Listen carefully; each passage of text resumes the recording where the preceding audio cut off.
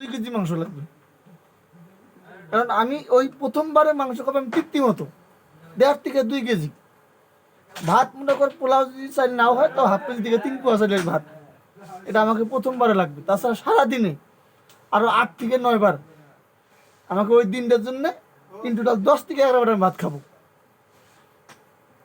আর ওই রুটি দেওয়ার দিনে মনে হচ্ছে ম্যাক্সিমাম যদি নাও খাই আমার 2 থেকে 3 কেজি আটা রুটি আমার লাগবে।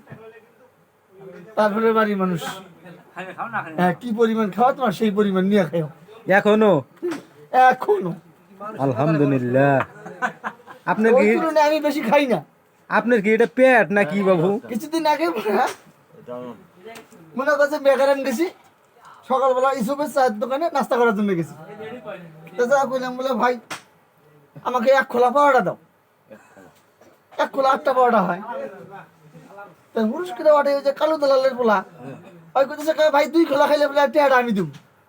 আমি দাও 2 খোলাই দাও, 2 খোলাই 16টা।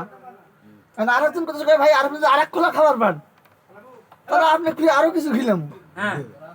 দেন 24টাই তো 24টা খাওয়া দেওয়ার পরে আমি হাফ কেজি মিষ্টি খাওয়া দেয় উঠে এখন বিল দিয়ে দেন জায়গা। বুঝছো?